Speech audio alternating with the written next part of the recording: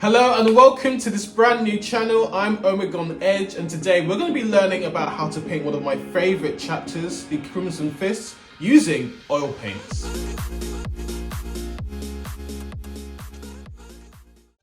The Crimson Fists are one of the OG Space Marine chapters of the Second Founding, and a successor chapter to the Imperial Fist Legion. I'd first read about them in this tragic book, Rin's World, by Steve Parker.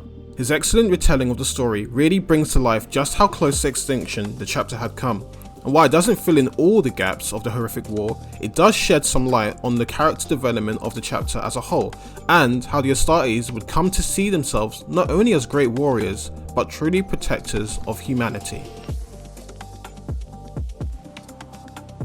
Now, if you've been following me for a while, you'll know that I'm a level designer in the games industry, and one of the most important things you'll need to do before building any level is start with a reference. The same thing goes for any art form, and I spent quite some time looking through old codexes I had, images on the internet, for as many renditions of the Crimson Fist I could find. Now, despite the iconic Crimson Fist being a large part of this chapter's heraldry, the most dominant colour on their armour is actually the regal blue, and getting that right was the first point of call.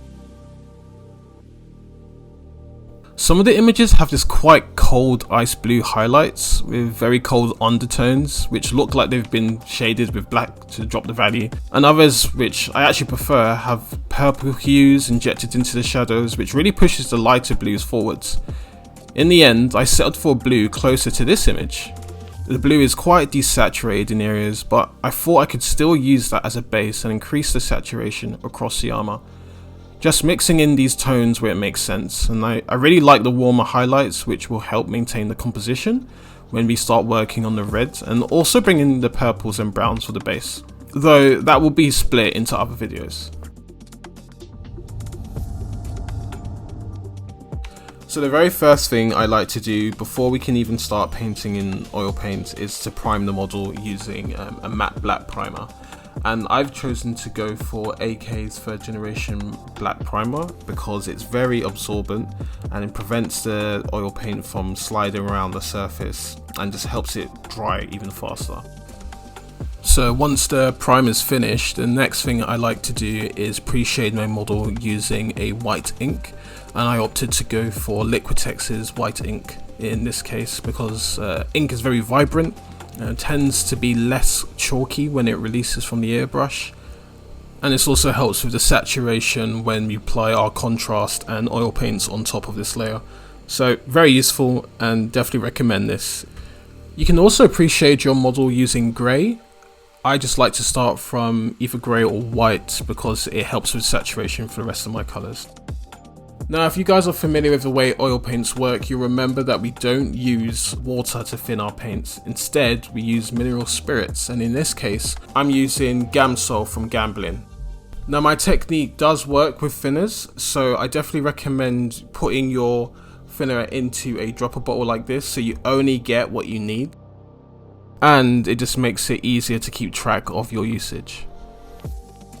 When cleaning my brushes, I always keep my white spirit in a sealed jar, and that's just to ensure whenever I'm not using it, I'm not breathing in any unhealthy fumes, and just making sure I'm looking after my health. So this is definitely something I recommend for you guys.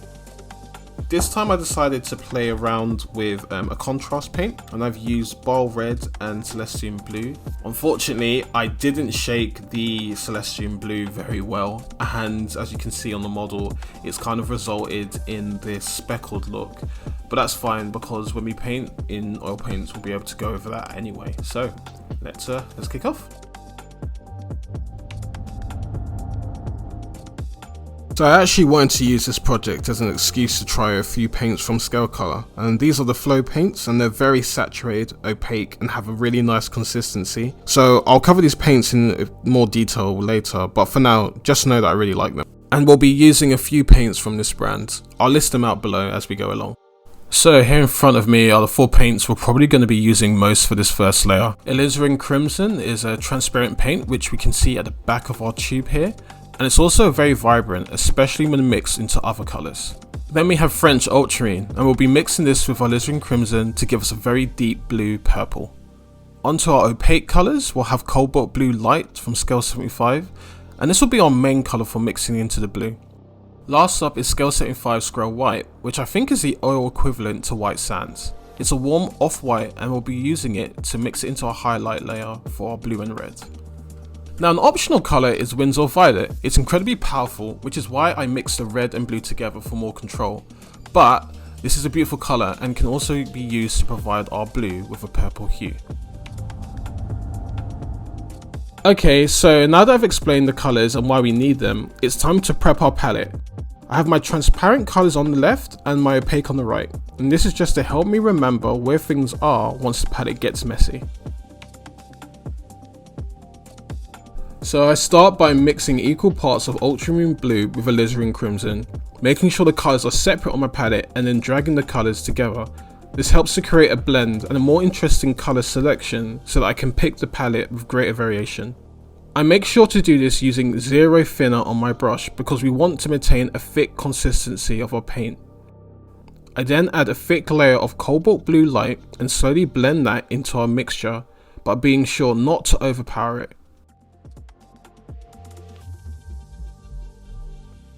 Now this is a key detail. When we want to mix a light value into our colours, like white or yellow, we need to place that colour on our palette first and then mix colours into it. It's always easier to mix dark into light rather than the other way around.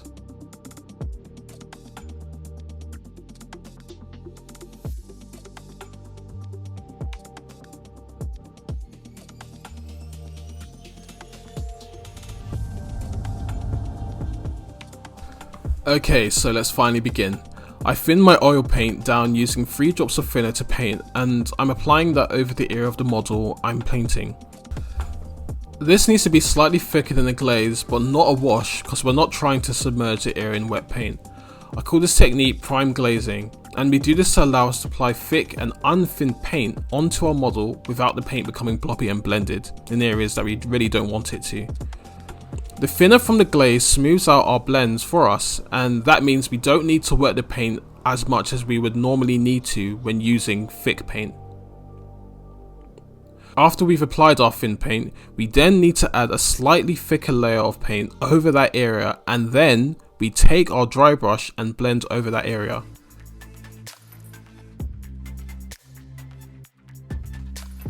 We can then apply a slightly higher value layer over that area and repeat the process to provide more opacity to the layer.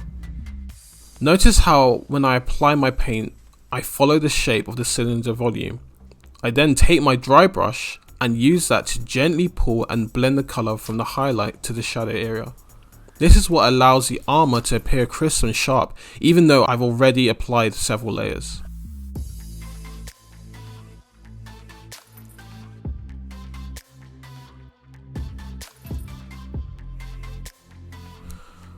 So from here, it's pretty simple. I'm just repeating the process over and over again, getting progressively lighter as I go. So I've actually started to add the higher mid-tone from that mixture I made earlier. And I'm going to keep doing that and blending that into the shadow until I feel that I've got the opacity that I need and that the value is high enough. So because this is on the leg, we're not trying to make it too bright, but what we are doing is using the leg as a way to gauge just how much light we need to be applying to the rest of our model, whilst also trying to keep it consistent. And we'll use this as, I suppose, the skeleton or the baseline of which all the other light will follow from. So here again is the highlight going down into the middle of the leg. I'm actually moved it slightly to the side because that's where the light would hit and would be rebounding from the foot. And I'm just going to keep blending that as I go. Now you can see that we're slowly starting to lose the blobbiness that we had earlier, and I'm just going to keep building that up, this time from the opposite side, blending from left to right, or applying from left to right rather, and not worrying too much about being super neat with my brush strokes at this point. They're quite thick, but I'm using a very small amount of paint on this model, so you really don't need to be applying blobs all over your model. It does ruin the detail, and with the less paint we apply, the easier it will be to blend and the less chance of getting that ugly texture. So yeah, just keep following the video, keep watching, and when there's something extra to comment on, I will speak.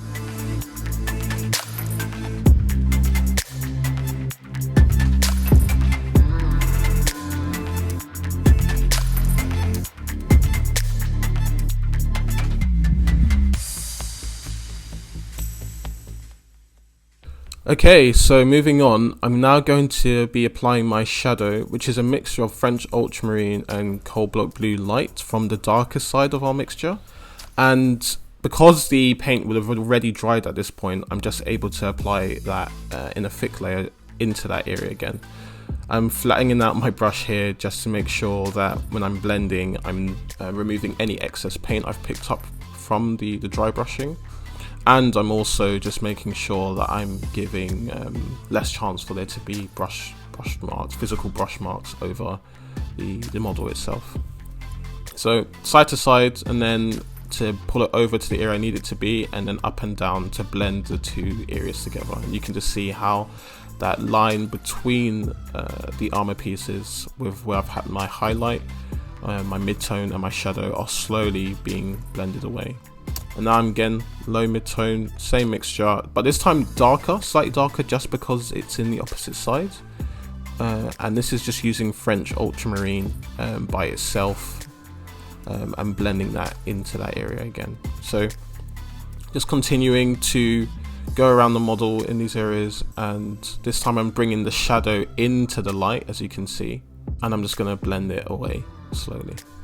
It's really important to be gentle with your brush strokes. Sorry about my massive thumb getting in the way.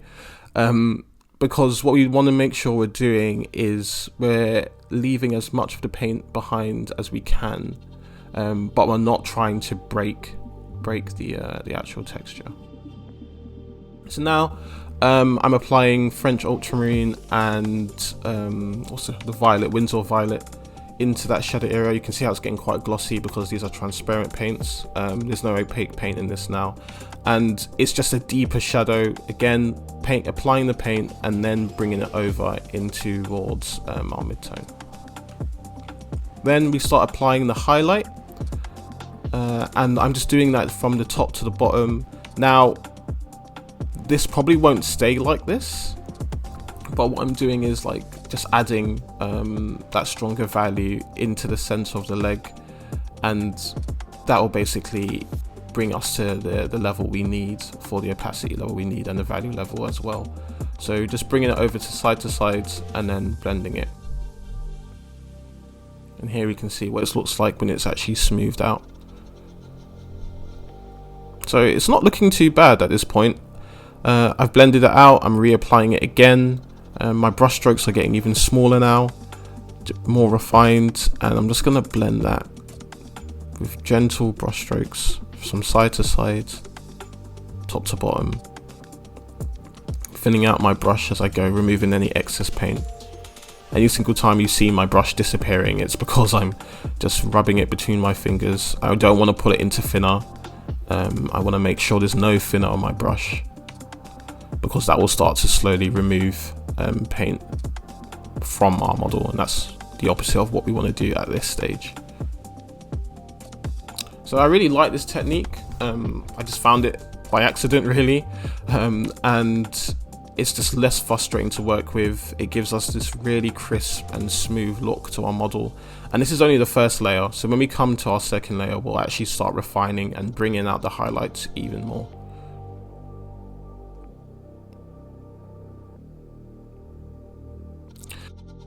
So now I'm adding in some Winsor Violet and French Ultramarine again, just reinforcing those shadows, making it even darker, no thinner, not going the whole way down because I'm just trying to keep this to these specific areas.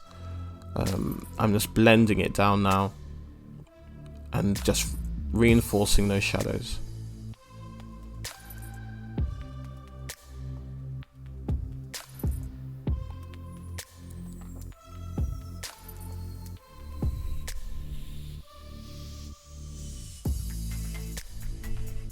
So this style of painting can take some time to get used to, because it's the complete opposite to what we do in acrylics.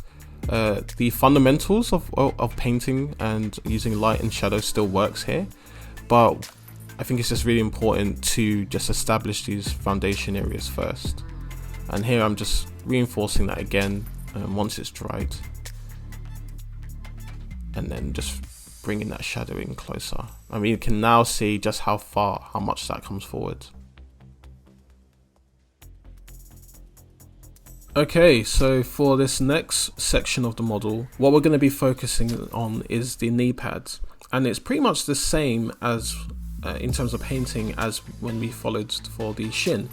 However, the main difference you're going to be wanting to focus on with the different shape is the fact that because it's a sphere, we're going to be using our brush strokes in a circular motion.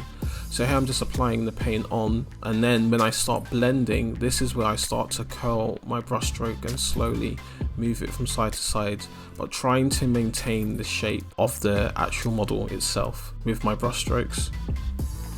And I'm just focusing on making sure that as I'm blending, I'm trying to maintain where I've added the light into that section as I blend in towards the shadows and away, again following a circle motion. And then I build up with a slightly higher value of the mixture we've made before, just following the same mixture we've used on the shin, and placing that light where I want it, and then blending it in a circular motion into the shadows.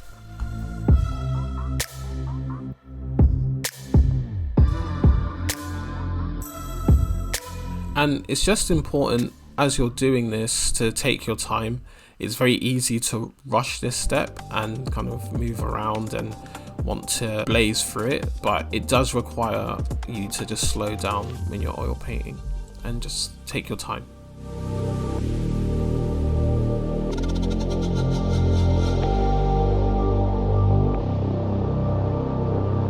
So now I'm going to be adding in the rebound lights over to the shin, and by this point the paint has already dried, which allows me to add on another layer of paint.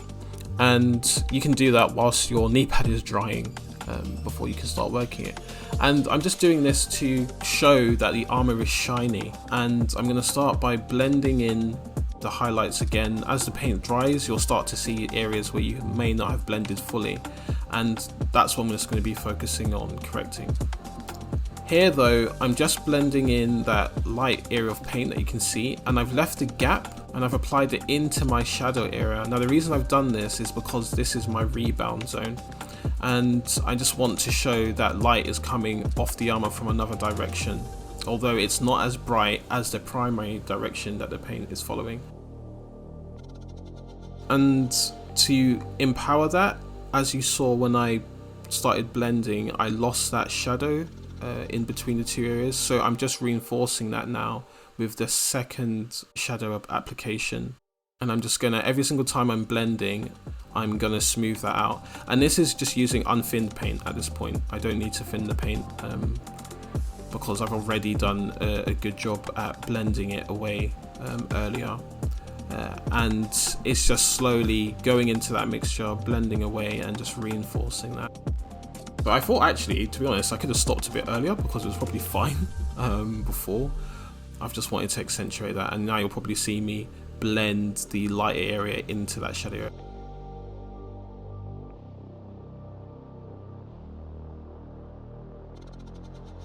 Yeah, exactly like that, just to kind of remove the starkness.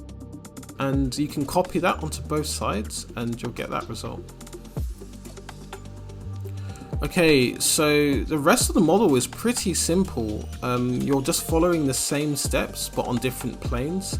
This surface is facing upwards, so I'm now just applying the paint in an upward motion. The highlight is facing forwards, so that's where my brightest point will be, and I'm just blending my shadows to follow that area.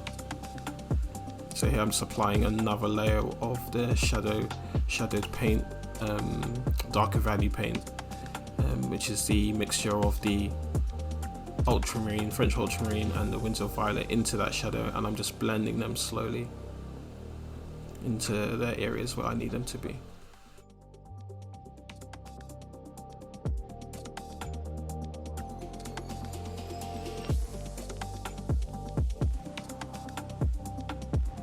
Now for the helmet, it's a bit more tricky, so I've slowed down the footage just a tiny bit to help explain my thinking for this area. So after coating the entire surface in thinned paint, we're just going to continue blending that area. So for this, because it's our face, it's a real focal point of the model, and we need to make sure we're only using a small amount of paint for this area. We don't really want to rush this step. So every single time I'm applying the paint, I'm stopping and then I'm observing and I'm looking again to see where I need to adjust it.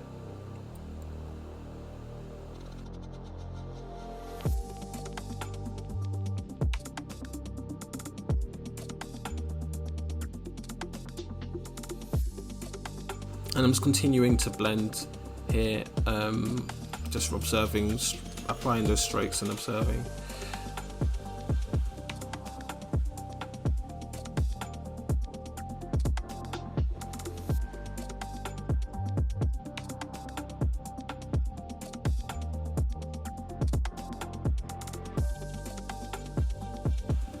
Sorry for the blurred footage. I'm still learning how to paint on camera, but I'm just using my iPhone 13 for this, and it's not done too badly, but definitely I'm going to be aiming for a proper DSLR camera so that I can zoom in and keep the focus as much as possible. So you can see where the light's hitting, it's trying to line up with the chest area as well, and I'm just focusing on making sure that the opposite side is a slightly lower value, because I'm just having the light shine from this area. I'm still blending, very little paint again. I'm not trying to coat the area in too much paint. I'm just blending until I get to a point where it makes sense. So once that area is dry, which you can see here, I've worked it a bit, I start to move on to this shoulder pad. And for this area, because it's slightly brighter than the rest of the areas of the model, the lower half of the model, I've gone straight to quite a high highlight. And this was more of an experiment just to see the difference in the effect. And as you can see, it's already kind of given us that really bright value that we've needed. But I'm still going to move the paint around and blend it into the areas. Oil painting really is just like spreading butter on a piece of bread. You're just getting progressively thicker with your application as you go on. But as we just continue to maintain these brush strokes in a circular motion, as we continue to apply our paint, we're brushing away any of the excess paint. And that's why it's really important to make sure you go over that area before adding more paint.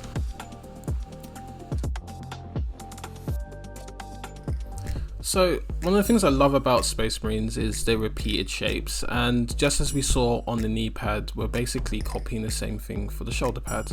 So it's the same motion, applying thicker layers of paint, blending that in a circular motion, but now on a larger area, which is actually easier for us because it gives us more space to play with. And I'm just getting progressively lighter, keeping the volume in this singular area as I blend into the shadow, which creates that mid-tone. And then I'm going to be blending the top as well. And painting this way just gives us this really smooth texture. The less layers we apply onto the model, the smoother our finish will actually be. So making sure that our blending brush is very smooth, that's what we need to focus on. So here now I'm just applying the lighter value, and I'm just going to blend that again. And you can see now the light focal point. That isn't just the glossiness of the model and the finish as the paint begins to dry, but it's also just us applying that lighter value paint in a specific area, which gives us that effect. And here's the finished version of the layers that we've been applying. The first layer, you can see that I've already done the Crimson Fist, but that'll be for a second video because this one's getting quite long. So yeah, hopefully you enjoyed that, and I can't wait to share the next video with you. So in the next video I'm going to be focusing on the red Crimson Fist. Look forward to that, guys. It's going to be a shorter video but really fun, and as we explore the color red, which is a tricky color for a lot of people. Thanks so much for tuning into that first video for the Crimson Fist. If you've got any questions, feel free to ask me below, and I'll see you in the next video. Take care.